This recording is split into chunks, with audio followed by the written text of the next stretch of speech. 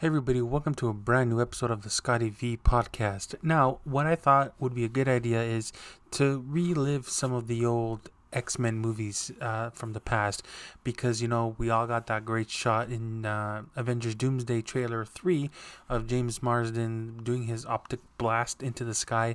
So I thought it would be a good idea. Let's revisit all the X-Men movies. In preparation for Avengers Doomsday. I'm going to be doing the same thing for the Spider-Man movies. And I thought, why not? Let's start off with the X-Men because the X-Men actually started it off back in the year 2000. So I've already pre-recorded all my X-Men reviews back in 2024 for the Deadpool and Wolverine movie. And I'm just going to insert them here. But they go into depth on what I liked about it and things that they could have improved on. So it's going to be a long one. So make sure you grab some popcorn. This week it's going to be the first 3 X-Men movies. So that's X-Men 1, X2 United, and X-Men The Last Stand. And then the following video will be the reset timeline, so to speak. We got First Class and Days of Future Past, and then we get the Logan movies and Deadpool movies, but they're going to be cut into different videos. So with that said and done, I'm sorry for rambling so much. Enjoy it. Let me know in the comments what's your favorite out of the 3 that I'm making this week. Let me know which one's your favorite. Enjoy. The X-Men. So this is basically like a review. So with this whole X-Men situation, basically it introduces us to the core X-Men. So we get Wolverine, Magneto, Professor X, Storm, Cyclops, Sabretooth. So basically the movie opens up with Magneto as a child during the Holocaust, and he gets his powers. You know the whole Holocaust story. I'm not going to repeat that story. And we learn that throughout time in history there was this X gene in the humans, and then Jean Grey actually went in front of like the Congress or whatever and says the only way you can get the X gene is through stress and other she said like some other effects, but yeah, anyways. And then you get Senator Kelly's, and mutants are against go against humanity and they can take over the world and we don't need that, and yada yada yada. Politics, you know what I mean. Magneto wants to turn everybody into mutants, so he's coming up with some device to make all of humans into mutants, so everybody can be one kind and there doesn't need to be any division. We get introduced to Rogue, and Rogue she was in her bedroom talking to her boyfriend, like, oh, let's go up to Canada, let's go up north driving. She ends up kissing the boyfriend, and the boyfriend goes into shock. I can't remember if he died or not. I don't think he died, but she ended up taking a trip up to Canada, and that's where she gets introduced to Wolverine, and so do we. And Wolverine's in a cage match, fitting for Wolverine, and everybody's like, yeah, we're gonna fight Wolverine, we'll beat him. And obviously Wolverine kicks everybody's ass because one swing to the fist or to the hand, you're gonna have a broken hand anyways. He's at the bar and he wants to drink, and one of the fighters is like, yo, you owe me money, you're a cheater. And then they have a fight, and Wolverine just goes whoosh with his claws, 2 claws on the side and then 1 in the middle, and they're like, get out of the bar, freak, and blah blah blah, and he just slices the shotgun in half. It was awesome. I loved it. So then he decides to help Rogue, and then they get into like this whole big car accident. Sabretooth shows up, Toad shows up, and then obviously the X-Men show up, which was Cyclops, Storm. Bring him back to the X-Mansion. Wolverine's all confused, like, what the hell's going on? And then when he sees Jean Grey, he's like, ooh, I kinda like you, Jean Grey. I gotta love you. That was such a horrible thing. So yeah, Wolverine gets introduced to Professor X and their cause and all that. So Magneto wants to capture Rogue because he needs this like machine he's doing to be amplified, and Rogue can do that because one touch with Rogue and you're dead. And we saw that in a couple of scenes in the movie, and also Wolverine kind of stabbed her because Wolverine was having nightmares. And then Rogue just kind of like took his power. So yeah, there was like this whole big stink, and Rogue ran away because Bobby said, you should run away. Professor's pissed at what you did, yada yada yada. But it was actually Mystique, Mystique was kind of weird. Like It was what it was. It is what it is for a 2000s film. I think Spider-Man came like 2 years after this one. But anyways, the final battle took place in the Statue of Liberty, kind of fitting because Kevin Feige was the producer on this film, and then we did Spider-Man No Way Home in the Statue of Liberty as well. Magneto's on his machine. Rogue is there, amplifying, going to turn everybody to mutants, but obviously Wolverine and the X-Men stop him. And there was actually a nice nice joke. Wolverine's like, "You actually go out in these things?" And Cyclops goes, "What, you want to go out on the yellow spandex?" I've been like, hell yeah. Why not? It works now, because back in the day, studios were kind of scared. Oh, it's too colorful, but I don't know how people are going to react. We should just go with black leather. Late 90s, early 2000s. That was the style. But yeah, anyways, the X-Men ended up stopping Magneto. Magneto goes into a plastic prison, which I thought was kind of fitting. But, he's going to escape. But overall, in terms of when it was released, 2000, it was good for its time. Now the CG's kind of wonky, and we get Hugh Jackman's first time playing as Wolverine, and that's when everybody started falling in love with the character. I've always been a Wolverine guy. Wolverine's my second favorite superhero. It's Spider-Man Wolverine. So yeah, the characters were portrayed really well. Cyclops was portrayed well. I like Halle Berry as Storm, like Jean Grey. Yeah, so overall the action scenes were pretty cool. I love the whole fighting and the whole political aspect of the film. Mutants versus humans. Actually, I forgot to even mention Senator Kelly actually turned into a mutant, and then he just kind of like died on the table, turned into water. I was like, when I was like 6 when that came out, I was so freaked out. I was like, people actually turned into water? But yeah, but that's a whole different story. But yeah, overall, the cast was well put together. Patrick Stewart as Magneto. Can't go wrong. I don't see anybody. Wolverine and Professor X. I can't see Hugh Jackman and Patrick Stewart playing anybody else. But yeah, X-Men 2 or X2 United. Yeah, so this is the second movie of the X-Men franchise. This is probably my favorite. So basically, what got me hooked onto this movie was the opening scene with this character right here, Nightcrawler. He was in the White House trying to kill the president, and just the whole sequence is cool. The slow-mo and the teleportation and all that. And then when Nightcrawler actually did get into the president's office, he was actually going to kill the president.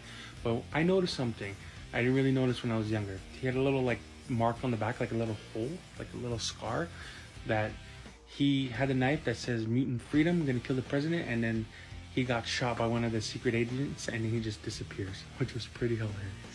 So this movie is basically a Wolverine-centered film, which I don't mind. Hugh Jackman Wolverine, the best. I actually like Rogue as well. So basically, Wolverine was at Alkali Lake trying to look for his history, couldn't find anything, so he went back to the mansion. And then the big villain of this movie was William Stryker, so the helper of our creator of Wolverine with the adamantium claws. So basically, William Stryker is the main villain of the film, and his sole purpose is to get revenge on Xavier because Professor Xavier did not help his son, because William Stryker's son is a mutant, and he went mad, and William Stryker's son resented the parents because they thought it was the parents' fault, but it was actually Xavier's fault. Xavier did everything in his power to save his son, but he couldn't, just send him off. That's a dick move. You always try to help somebody no matter what the cost. So, in order to get revenge on Professor X, William Stryker takes a visit to our friend Magneto in the prison, and it kind of injects him with some truth serum on the back of his neck, same scar, and Magneto tells William Stryker everything, where the mansion is, what they have, the birds and everything, and he does his attack. He invades the mansion, kidnaps as much mutants as he can. Obviously, Wolverine and all the main ones escape, and Wolverine meets Stryker for the first time. He's like, "Oh, Wolverine, blah blah blah blah." It's been a long time, and he's like, "Who are you?" And like, come on, obviously Wolverine's not gonna remember. So he actually captures Professor X and Cyclops, bring them to their underground facility in Alkali Lake. And basically, William Stryker is building up his own Cerebro so he can actually kill all the mutants. So he uses his son Jason to manipulate Professor X into killing all mutants. So he actually went to the X Mansion, took all the certain parts of Cerebro and made his own, and then manipulated Professor X to find all the mutants and kill all the mutants, which was like, holy shit, that was so dark. You can't coexist with each other. Like, you mutants stay on one side and humans stay on the other. But he used his son to manipulate Professor X to find all the mutants and kill him. And when they're trying to kill him, it just makes like this sonic noise. Sort of like, actually does pay off later on in Logan, which I'll talk about that when I get to my series of Logan.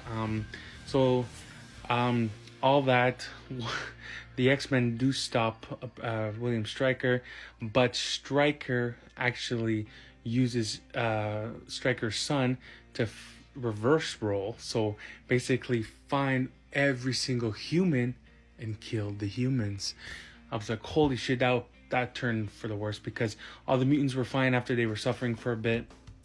And then all the humans started suffering because Stryker's like struggling, like he couldn't handle the pain. Imagine all the humans, and you could see in Cerebro all the humans struggling, and damn, if I was in that universe, I'd be dead already. But it was pretty crazy. And then they were trying to run away from the Alkali Lake, but obviously the dam was actually exploding. But before I get to that part, we gotta talk about Wolverine and Lady Deathstrike, man. That scene was so well choreographed for the time, and it was just a fight and going back and forth. At the end, Wolverine just injects her with more adamantium, just like overflows her, and she just dies. And when she hit the bottom of the water in the tub, all you hear is a boom, because it was so heavy, which was hilarious. But yeah, I wanted to mention that part. Yeah, so yeah, at the end they all escape except for Jean Grey. Jean Grey actually helps them escape because she's the only one that can help, and you could see she had the Phoenix power already in her, because you could see throughout the film her eyes were glowing. So she already had the Phoenix power, and she knew what she was doing. I'm pretty sure she knew she could come back to life. So she ended up sacrificing herself, and Wolverine and Cyclops were just broken down. Like, of course, you love her. She's like your best friend. Obviously, you're gonna be devastated when she dies.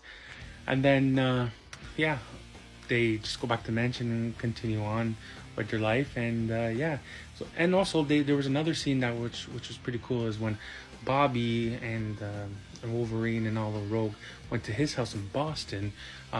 Go Leafs go. Might not age well. But when they went back home, the brother was all angry because he found out his brother was a mutant. So he called the cops, and there was like a whole big stink pyro, destroyed a whole bunch of cars. But he ended up later going to team up with Magneto. But yeah, Wolverine got shot in the head, and he recovered from that, and it was pretty awesome. But anyways, like I said, this is probably my second favorite X-Men movie. Yeah, a lot of great action, introduction of Nightcrawler, but we only got him in this film. We didn't get him anymore in the main continuity of the X-Men. We did get Nightcrawler later on in the James McAvoy version. But yeah, anyways, thank you so much for watching. Make sure you like, comment, and add this video to favorites. Share this video around. Thank you so much for watching. See you soon. Alright, let's talk about X-Men The Last Stand. One of the worst X-Men movies in the franchise. We still got like 2 other movies that were pretty bad. But this week we're going to be talking about The Last Stand. So basically this movie opens up in the Danger Room, where the X-Men are training, and Wolverine and Storm are the leaders, and they're basically training the new X-Men how to be X-Men and how to use their powers. So with that said and done, they discover that there's a cure, and Magneto is creating a whole new brotherhood to take down the cure and turn on humanity and make the mutants the superior race. Obviously that's not the case, because they don't want, the OG X-Men don't want that to happen. Later on we discover that Jean Grey is alive. Where she died, she was resurrected. She kills Scott Summers, and then they discover Jean, bring her back to the mansion, and then just trying to figure out what's going on, because she just came back from the dead. They don't know what it is. Obviously we know it's the Dark Phoenix. So the Dark Phoenix was the Dark Phoenix plot was part of this movie, but it was kind of more of a sideline than anything. The major plot point of this film was the cure, the mutant cure that they've discovered. So, with that said and done, Jean Grey causes a whole big mess. She escapes. Magneto and Charles Xavier go see Jean Grey at her house, and the full-on Phoenix manifests and kills Xavier, destroys the house. I think destroys the neighborhood. Juggernaut was in it. I didn't like that iteration of Juggernaut. But Wolverine and Juggernaut fighting was actually pretty funny. You just see the claws just like stuck. But yeah, so Jean Grey ends up going to Magneto's side, and then they're gonna go find the kid who has a cure. I think he's Leech, to destroy the cure because nobody really wants the cure. So Archangel was in the film, which is this guy right here. So they were gonna test a cure on him, but obviously he decided not to and just jumped out the window and started flying, which I was like, oh my god, I wish I could fly.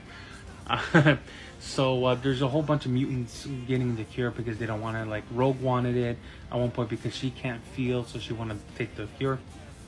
So, with that said and done, the Brotherhood make a plan to go take out the kid, so the cure doesn't have to be used on any of the mutants. So they go to San Francisco, and then the X-Men find out to go protect the kid. There's like a whole big battle. Magneto actually gets the cure injected in him, and then yeah, it was actually pretty funny when he got injected. So with that said and done, the mutants run away. Magneto is like, oh my god, what have I done? And then Wolverine is the only one standing. He actually told everybody to escape, and it's him and Jean. Him and Jean are gonna go right at each other. At the end of it, Wolverine just completely ends Jean Grey after saying I love you, and that's it.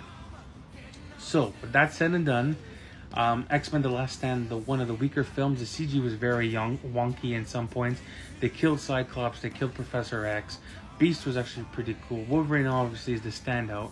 So yeah, Dark Phoenix story for their first attempt, not the greatest. The Cure storyline I understood, but whatever. I thought this X-Men 2 was actually a lot more better.